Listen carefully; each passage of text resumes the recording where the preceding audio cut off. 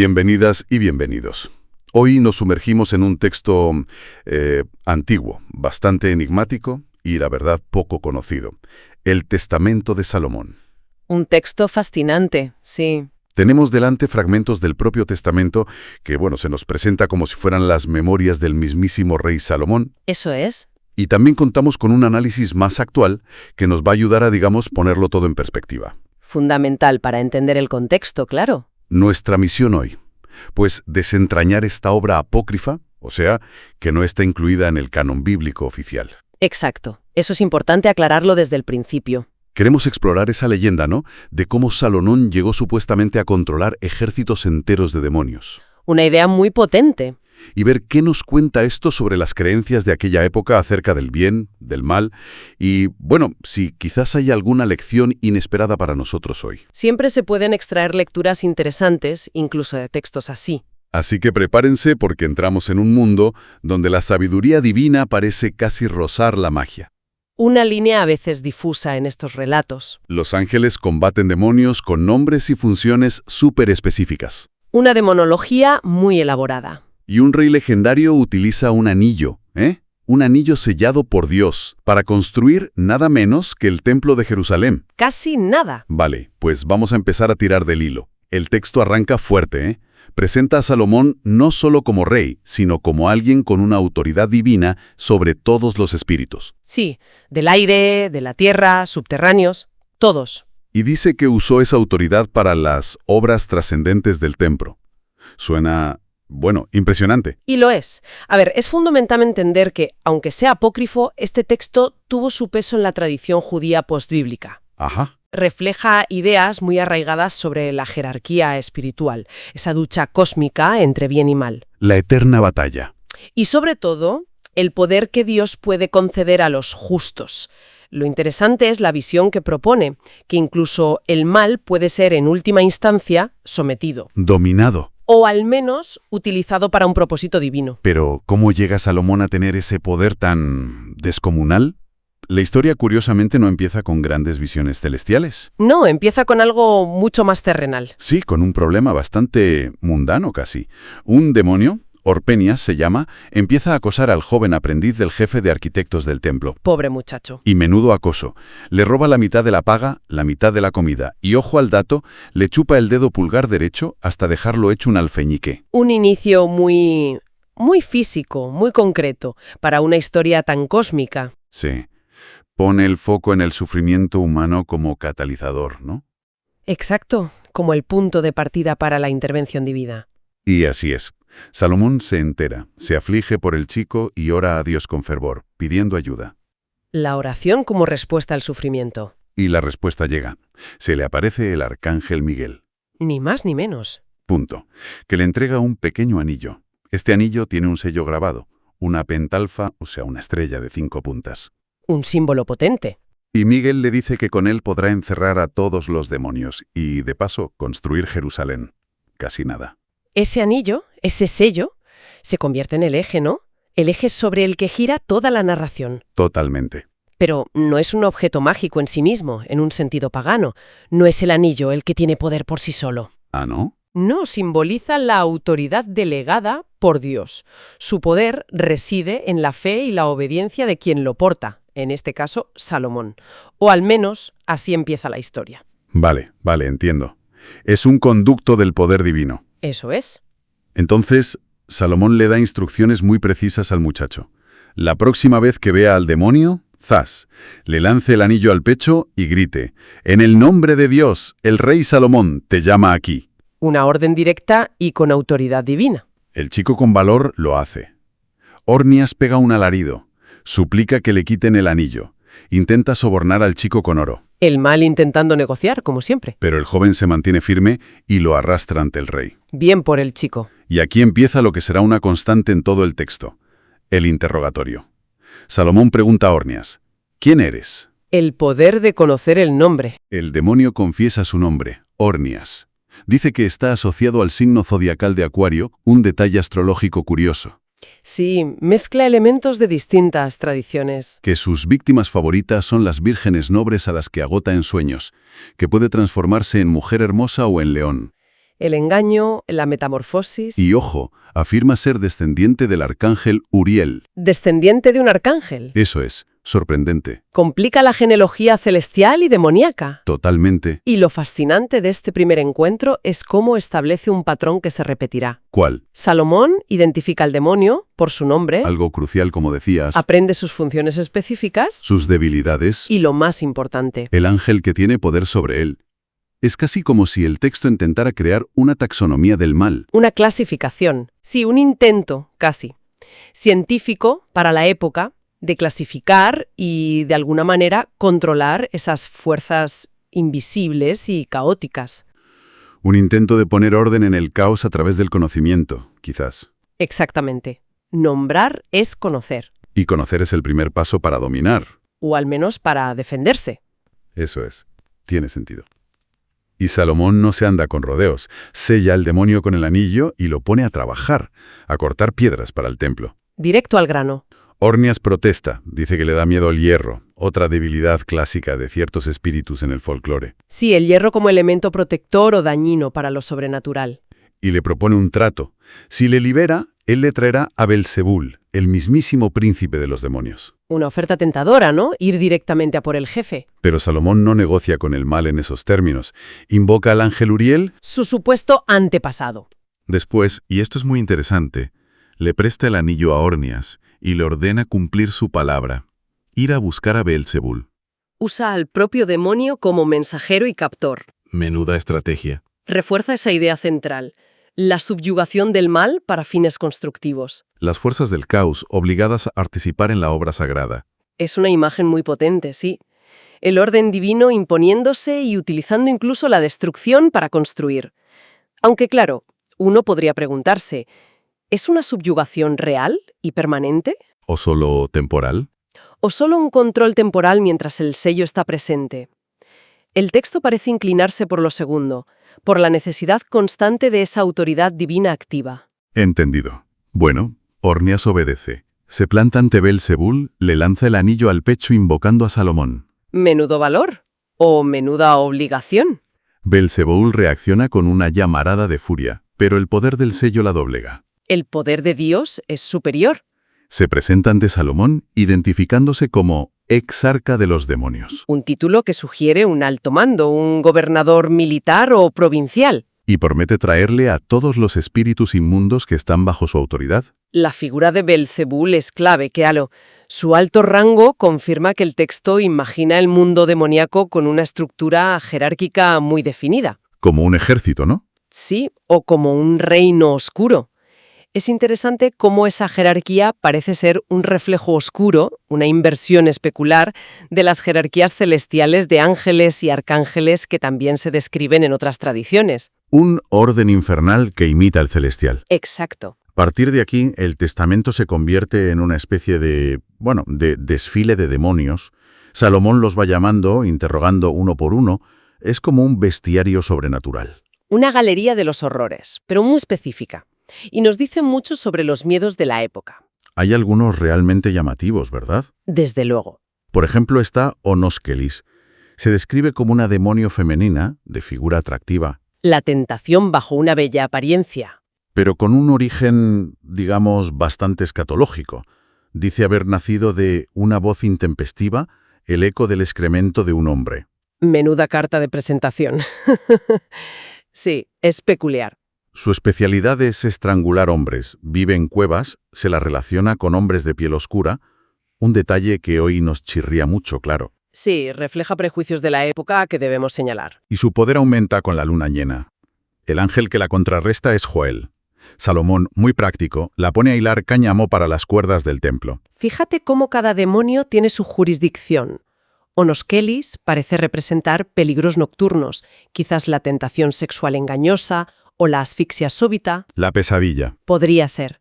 Y la solución siempre pasa por la intervención divina específica, el ángel Joel, y la canalización de su energía hacia algo útil, aunque sea mundano, como Ilán. Luego aparece Asmodeo, que se presenta mucho más desafiante. Asmodeo es una figura conocida. Presume de su linaje, hijo de un ángel caído y una mujer mortal.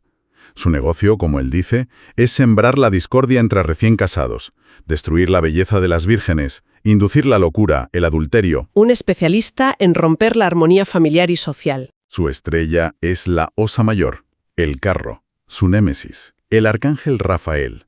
Y, curiosamente, el humo del hígado y la hiel de un pez concreto, el glanos de Asiria, quemado sobre brasas de tamarisco. Una receta muy específica. Sí, Asmodeo es importante en la tradición judía, a menudo ligado a la lujuria y los conflictos matrimoniales. Lo de la receta del pez viene del libro de Tobías, otro texto deuterocanónico. Ah, vale. El Testamento de Salomón recoge y amplía estas tradiciones. Y de nuevo, la solución mezcla el poder celestial, Rafael, con un ritual casi chamánico. Es fascinante ver esa combinación. ¿Y qué le manda a hacer Salomón? Pues lo pone a pisar barro para hacer ladrillos, con los pies descalzos. Una tarea humillante para alguien tan orgulloso. Y volvemos a Beelzebul, que da más detalles sobre sí mismo. El jefe. Afirma ser el único ángel caído del primer cielo que queda libre y que controla el Tártaro, el abismo más profundo. Palabras mayores. Sus objetivos son grandilocuentes: destruir reyes, corromper a los siervos de Dios, inspirar envidia, asesinatos, guerras, sodomía. Vamos, un catálogo completo de males sociales y personales. Encarna el mal a gran escala. Dice ser contrarrestado por el nombre sagrado Emanuel o por Eleet, y Salomón le asigna una tarea acorde a su supuesta fuerza: cortar y pulir el mármol traído de Tebas. Mármol pesado y difícil de trabajar. Lo importante aquí no es solo la lista de maldades, sino cómo estos demonios encarnan ansiedades universales y muy reales. Enfermedad, discordia, tentación, tiranía. Exacto. La locura, el caos social. El texto, al darles nombre, forma, función y un antídoto, ofrece una especie de mapa para navegar esas angustias. Como un manual de instrucciones contra el mal. Casi. Son como fórmulas mágico-religiosas, pero siempre bajo la premisa de que el poder último reside en Dios y sus agentes celestiales. Y la lista sigue y sigue, es increíblemente minuciosa. Aparece el espíritu de las cenizas, Tefras, que causa oscuridad. 7 espíritus femeninos que son personificaciones de vicios. Engaño, discordia, batalla, celos. Vicios capitalizados casi. Un demonio sin cabeza llamado envidia, que irónicamente devora cabezas. Un demonio perro que antes fue un erudito humano. ¡Qué historia! Un portador de leones, un dragón de 3 cabezas. Una imaginación desbordante. La infanticida Obisuth, que no duerme y estrangula bebés. Un dragón alado. La cambiante Enépsigos, que además profetiza la caída de Salomón. Ojo con esa profecía. Y para rematar, los 36 decanos del zodiaco. Ah, los decanos. Esos son especialmente interesantes. Sí. ¿Por qué? Son 36 figuras, a menudo con cabezas de animales, tomadas de la astrología egipcia y babilónica. Aquí, cada uno es un demonio responsable de una enfermedad o dolencia específica, ligada a una parte del cuerpo. ¡Caray! Y para cada uno, el texto da el nombre del ángel que lo derrota o una frase sagrada que lo expulsa. Es como un manual médico espiritual de la época. Una enciclopedia del mal y sus remedios. Es abrumador pensar en la cantidad de información que Salomón supuestamente recopiló. Y con toda esta mano de obra demoníaca forzada, ¿qué consigue al final? Pues, según el Testamento, consigue lo que parecía imposible: completar la construcción del Templo de Jerusalén. El gran objetivo. Y no solo eso, su reino alcanza un apogeo de paz y prosperidad. Es honrado por todos, y reyes y reinas de todo el mundo, incluida la famosa Reina del Sur. La de Saba. El texto no la llama así, pero se suele identificar, y la describe, curiosamente, como una bruja poderosa. Una bruja. Sí. Todos vienen a admirar su sabiduría y la magnificencia del templo. Parece la cumbre absoluta de su poder y gloria, el rey sabio que usa el don divino para el bien común. Exacto. El texto enfatiza ese ideal del gobernante justo, que usa el poder no para sí mismo, sino para establecer el orden, la justicia y construir algo sagrado y perdurable. Es un modelo de liderazgo responsable. Un ejemplo a seguir. Imbuida de autoridad divina. Pero claro, incluso en la cima hay sombras. Te refieres a ese episodio un poco inquietante con Ornias, ¿verdad? El primer demonio que capturó. Precisamente, hay un momento en que un anciano se queja a Salomón de que su propio hijo le maltrata. Mientras el anciano habla, Ornias, que está allí presente y sellado, se ríe. Se ríe del sufrimiento del anciano. Salomón se enfada por esa falta de respeto y le exige una explicación. Y Ornias revela por qué se reía. porque sabía el futuro. ¿El futuro? Sí, sabía que el hijo del anciano moriría en solo 3 días y que el padre, desesperado, intentaría suicidarse poco después. Y trágicamente, el texto dice que así ocurre. Qué terrible. ¿Y cómo lo sabía Ornias? ¿Adivinación? Según explica el propio demonio, ellos, los espíritus, pueden oír los decretos celestiales sobre el destino de las almas humanas. ¿Escuchan los planes divinos? Algo así. Y a veces intervienen para que esos decretos se cumplan a través de aparentes accidentes, o incluso se disfrazan de dioses para recibir adoración y desviar a los humanos. Eso le da una vuelta de tuerca. O sea, el poder sobre los demonios le da a Salomón acceso a un conocimiento peligroso sobre el destino, la muerte. Quizás demasiado conocimiento. Es una pregunta clave que plantea el texto. Y introduce temas complejos. ¿Hasta qué punto somos libres? ¿Cuánto está predestinado?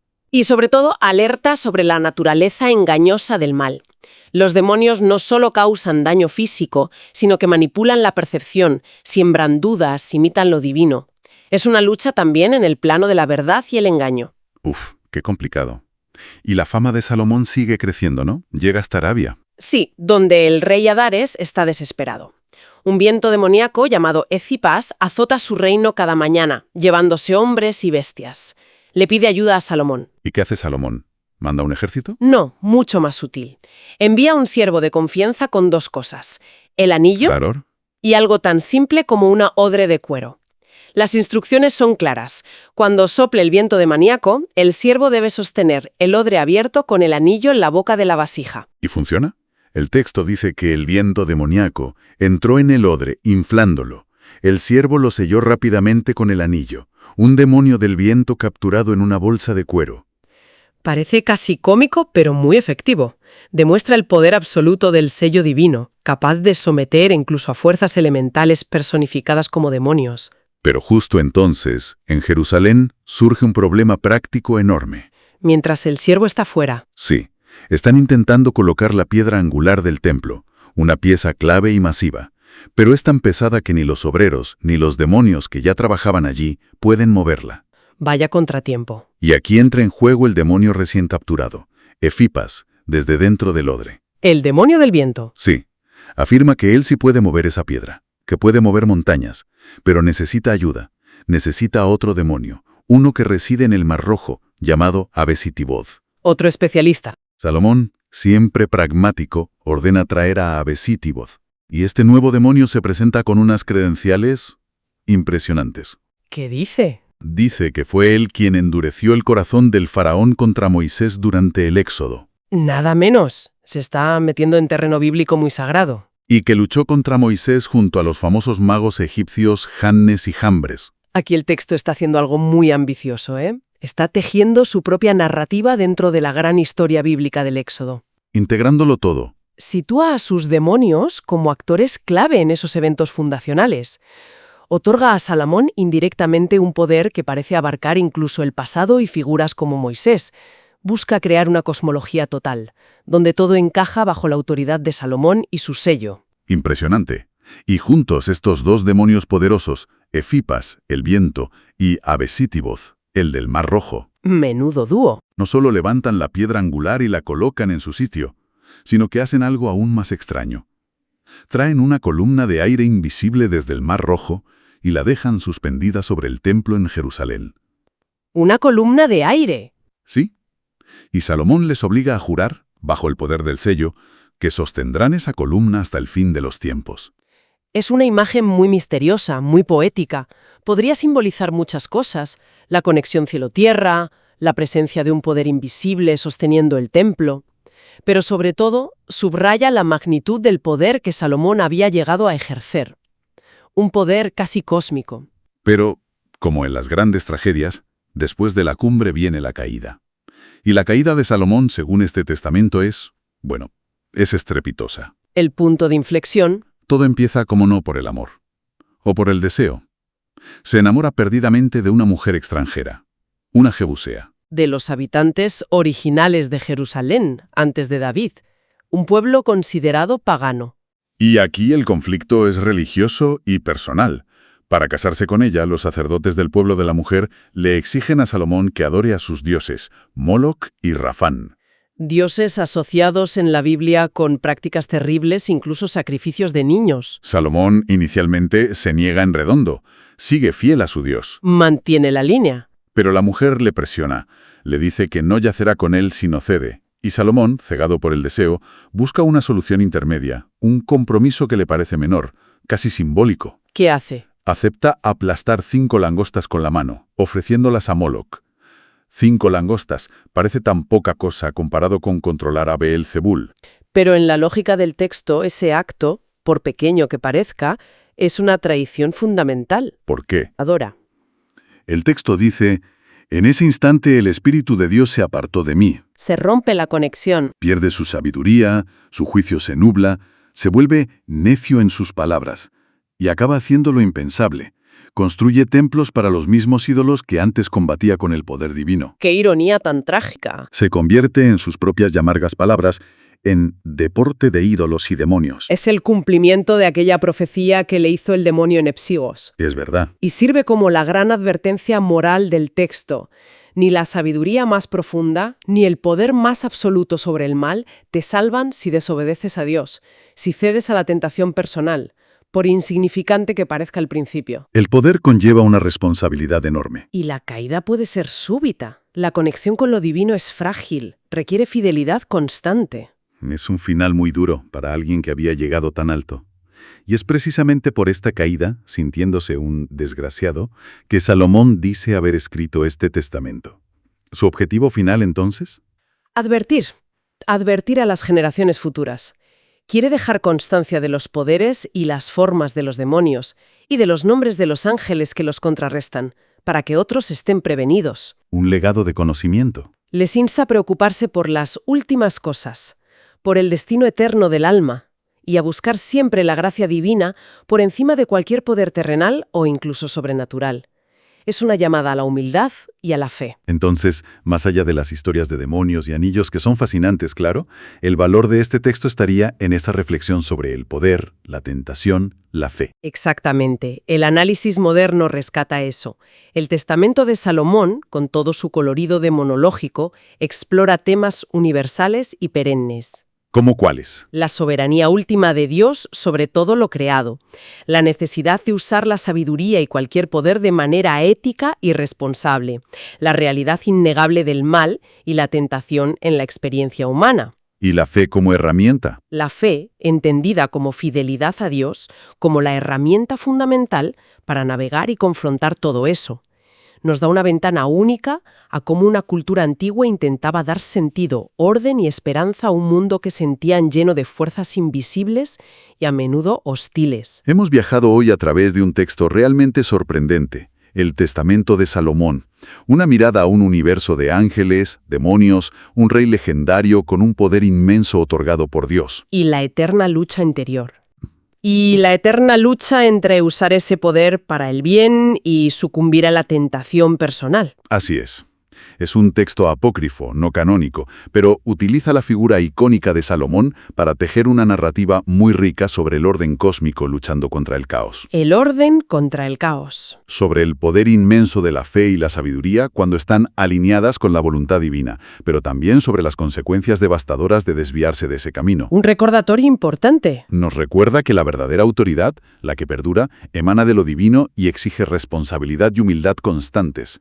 No es un poder para poseer, sino para administrar. Y nos deja pensando, ante ese catálogo tan increíblemente detallado de demonios, cada uno con su especialidad para causar desgracias desde enfermedades ligadas al zodiaco hasta conflictos familiares o tentaciones, y cada uno con su antídoto angélico o ritual, una farmacopea espiritual casi, exacto. ¿Qué nos dice este sistema tan elaborado sobre cómo aquellas personas intentaban gestionar las ansiedades, las enfermedades, las desgracias de la vida? Es una buena pregunta para reflexionar. Quizás, paradójicamente, crear un mapa tan minucioso del mal, conocer sus nombres, sus supuestos límites, les ofrecía no solo una explicación para lo inexplicable, sino también una sensación de control. ¿Podría ser? Una vía hacia la esperanza al sentir que tenían herramientas, aunque fueran simbólicas o espirituales, para enfrentarlo. Una forma de ordenar el miedo.